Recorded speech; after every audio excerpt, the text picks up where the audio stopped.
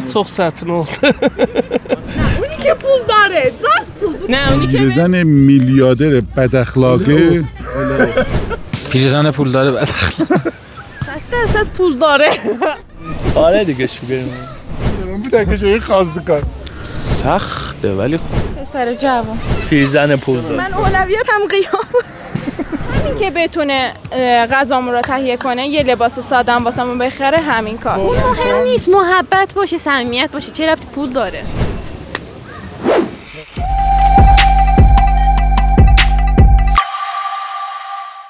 ترجیح برسم بیدانا پیرزن میلیاردر بد اخلاقه. Baş koydum Əsin Bey. O da mən bilirəm, sən də mən soğuşsun. Ya da bir daha ehsası qız, mən ehsasdan düksü rədd olub da indi. Tamam ama sen ha tənha eşki. Kimin? O bir dana qızın. Yox baba. İstəmirmiş o. Geçinən viza da olsa, yaxşı pul olsa geçinmir. Yaxşı pul olsa. اونی که بهم ارزش بده. اهمیت بده، محبت کنه. نه اونی که پول داره دست پول بود. نه اونی که بهم ارزش بده. اونی که پول داره. یو پول داره بهت ارزش نده. پوله. پسر جوان که 6 میلیون درآمد داره. پول براتون مهم نیست؟ نه، خب با هم تلاش میکنیم. پول مهم نیست، محبت باشه، صمیمیت باشه، چه ربطی پول داره؟ پول نباشه محبت نیست. نه، چرا پسرایی هستن؟ خب با هم تلاش میکنیم. میتونیم بشینیم موقعیت‌های اون رفتارش رو حرف بزنیم. مثلا من از اخلاقم خوشم نمیاد، این رفتار نکن. اگه آدم باشه قبول میکنه. پسرا شماره‌شو رو کامنت میکنیم. پسری که تو اسنپ کار میکنه. پسری که تو اسنپ کار میکنه. سخته ولی خب. میگن خانوما زودتر از پسرا به بلوغ عقلی میرسن. درست. بنابراین ما باید 4 سال مثلا 3-4 سال کمتر از سن خودمون با یکی دوست که سطح فکرامون یکی باشه. 100% پسری یه درآمد آنچنانی داره. از همه لحاظ اون بهتره دیگه، اخلاق و قیافه و رفتار و پول مهم نیست. پول آدم با هم به دست میاره. نه دیگه جوانشو پیدا میکنیم پولدار باشه. آقا 2 تا گزینه داری. دختر جوان. Yo ehsasıyım bu arada. Tamam bir dana kız ki eşki sensen evvel ahir. پسر جوان.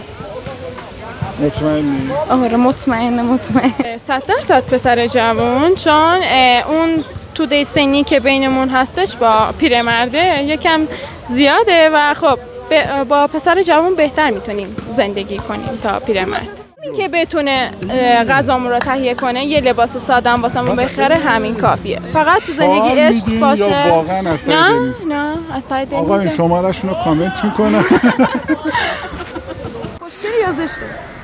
شما تصور بکنید زشته. حالا این پسری رو تصور بکنید خوشگله و آره خوشگله. من اولویتم قیافه، چون پول برام ملاک نیست واقعا. طرف باید به دلم بشینه دیگه. زیاد قیافه هم اونطوری نه، ولی بیشتر استایل و شخصیت و اینا خیلی məhəmdir. Fərhənin Fərhəng özünə qalıbdır. Bəli o adam ki düzündən adamı söyür elə o. Fərhəng mühümdür. Vallahi hiç kudum. 3 تا گزینه بود. Aha cevap birini intikab ediyor. veririk payın derim. Bir dakika şeyi kazdık kan. Valla دختر جوان بی فرهنگ. Pul intikab eləmisiniz? Nə valla. Çox da etiqadım bundandır ki gərək özüm pul tapım ta ki adam gəlir. پولش تا چه حد نمیشه منو خوشحال کنه. جوونی که تو اسنپ با هم پیشرفت میکنیم، با هم کارهای خوبی انجام میدیم. عشقم رفت را دختر جوان بی فرهنگ. ترجیح میدیم به پیرزن پولدار. بد اخلاق واقعیتش اخلاق خب طبیعتا خیلی مهمه و نمیشه کنار اومد. بحث پولش هم نیست اصلا. ولی خب حالا بی فرهنگو یه جوری میشه درستش کرد، یه جوری میشه مثلا طرف کنار اومد گفت که اینجور کن فلان کن، میشه کنار اومد. خب یه سخت oldu. پیرزن که نه ولی هش بده. داشت 2 تا گزینم vardı با. هش بده. خب جوانی که 5-6 میلیون درآمد داره بهتره به نظر. نه فرهنگ داشته باشه، چون فرهنگ نباشه واقعا نمیشه.